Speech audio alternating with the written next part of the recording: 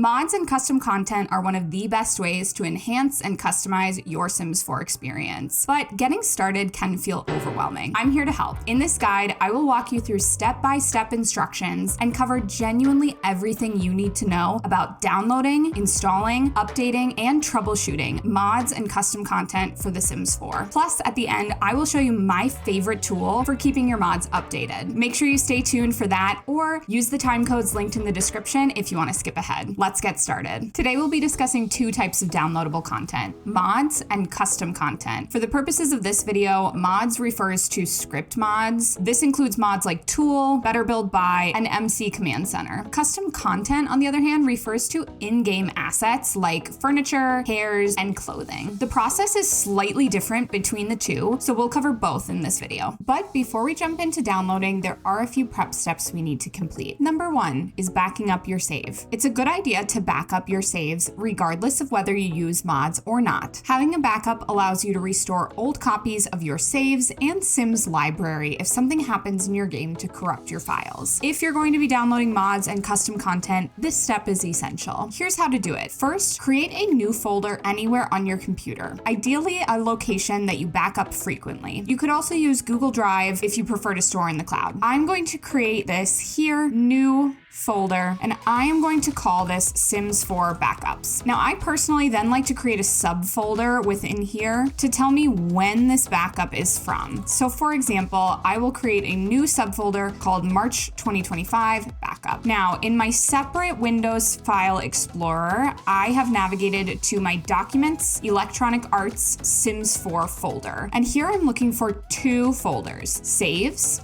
and Tray. Your saves file contains your save data, and your tray file contains everything in your Sims library. This would be builds you've saved, Sims you've downloaded. Really a pain to lose all of these items, so we want to make sure we back up both of those folders. So with both of those folders selected, I am going to do Control-C, or I could do right-click and choose Copy. And I'm coming over into my March 2025 backup, and I'm going to select Control-V or right-click and paste. It's going to take a little bit of time because I've got quite a bit in there, but here you can see I've got a copy of both of these items here and a copy still in my Sims 4 folder. And now if something were to happen to my saves or my tray items in my game, I have this recent copy of all of that data that I can put back into my game files and restore a recent version of my game and my content. Now that your important files are backed up, you're ready to create your mods folder. All mods and CC get installed in the mods folder within your Sims 4 game files. By default, there is not a mods folder, so we need to create it. Some guides will tell you need to do this manually, but there's actually a way to do it automatically, and it takes like 3 steps. Step 1 is launch The Sims 4. From the home screen after launching the game, we'll come up to these 3 dots in the upper right-hand corner. Select Game Options, Other, and here we are going to select this checkbox for Enable Custom Content and Mods. Click OK, and we'll also select Script Mods Allowed to enable script mods. We'll need to restart the game in order for this to take effect. Click Apply Changes, and from here, we can go ahead and exit the game. Now you'll see if you navigate back to Documents, Electronic Arts, Sims 4, the mods folder has been automatically created for you. You'll see this resource CFG file, and this mods folder is ready for us to install CC and mods. An important note for downloading mods, make sure you always download your mods directly from the source. This will likely be a Patreon or a Tumblr of the mod creator directly. Don't download entire folders of CC and mods. I promise it is not worth losing your saves or getting malware on your PC. Be careful what you download, and if something feels incorrect, don't do it. Now it's time for the fun part. Let's start downloading mods. First, let's walk through an example. Today, I'm going to download one of the most popular mods, MC Command Center. If you're just getting started with mods, this is a great place to begin. MC Command Center gives you just a little extra control over your game and allows you to customize certain settings that you wouldn't otherwise be able to with just the Sims 4 base game. I'm on the Deader Pool website, and I have a link link here that says download MC Command Center. When downloading mods, it's really important to read through all of these specific instructions. So here I can see the most recent version of MC Command Center, and I can confirm that it is compatible with the most recent patch. So I will click into this version, and you can see that my download has started, and I see I have an MC Command Center zip file, all modules. Make sure the modules and packages are placed into the same folder, and that the folder is no more than one level deep in the Sims 4 mod structure. So we can group this into a subfolder. So now that I have opened up the MC Command Center folder, in my mods folder, I'm going to create a new subfolder called MC Command Center. I'll open that up, and I'm going to take everything in this MC Command Center zip file from my downloads and drag it over into my mods folder. And there we go. That mod is now successfully installed. Most mods follow a pretty similar process, but with all mods and custom content, make sure to read the download instructions and follow them exactly. That's everything you need to know for installing mods. Again, later in this video, I will cover updating your mods and troubleshooting them. Timecode's in the description if you want to skip ahead. But first, let's talk about downloading custom content. These are the assets for CAS or build by. The first step when you're ready to download CC is to prepare your mods folder. Now, with script mods, it's very important to avoid too many nesting folders. With custom content, on the other hand, we don't have to worry about that as much. So I do recommend doing some sort of organization in your mod folder to keep track of all the CC you plan to download. For me personally, I find it simplest to do this by creator. In my mods folder, I'm going to create a new subfolder, and I am going to call this TwistedCat, since that's the creator that I'm going to download from today. Now, if you prefer to organize this a different way, like by type of CC, that's okay. Try to avoid having too many layers, as that can make it difficult for your game to load custom content. Once I have this folder created, I'm now ready to download. So today I'm going to be downloading this Slick Bun from TwistedCat. So I can see there's a Slick Bun package for version 1 original, and I can see there's a Slick Bun bigger package. I'm going to download both of those. So I'm going to click these links. I now have in my downloads those two files, TwistedCat Slick Bun Bigger and TwistedCat Slick Bun. I'm going to select both of these, and I'm simply going to click and drag them over into my mods folder. Now I want to walk through another example of downloading more custom content. When it comes to build by custom content, oftentimes creators will release sets that have a large number of items included. I'm looking at House of Harlix KICHEN 2.0 Part 2. This is a 43-piece set. Now, as I scroll down through this post, I can see a full list of all of the items included in this set, and I have two options. I can download the merged file, or I can download the unmerged. When we talk about downloading a merged file, that is going to download every single item in that set as one package file. Now, the benefit of this is you only have one file that you need to keep track of. If I wanted to, I can go through and create a new folder called House of Harlix. In here, I can simply click and drag over this KICHEN 2.0 merged set. If I want everything that's included in this set, that is everything that I need to do. But if I wanted to only download some of these assets, for example, say I only want this stove, I can download unmerged. Now, in my downloads, I have the unmerged file. This has every single CC item in that set as a separate file. So if I only want to include this oven, I can find that file, the oven package,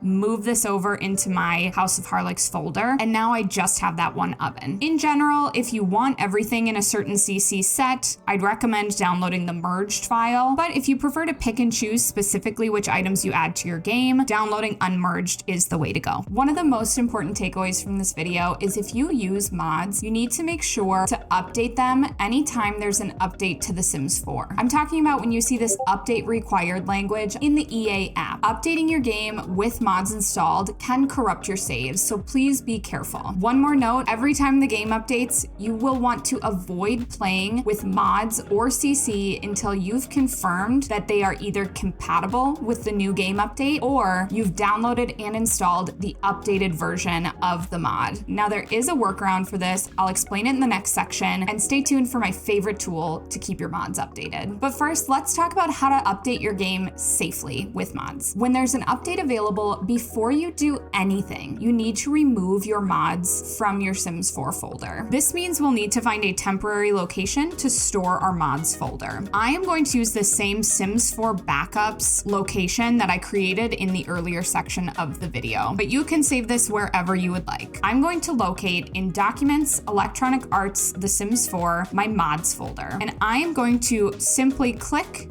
and drag it over into my backups folder. And you can see it has moved our mods folder completely out of our Sims 4 folder. And while we're here, if it's been a while since you've backed up your saves and your tray file, it's always a good idea to do so before an update. Now, I'm safe to go ahead and update my game.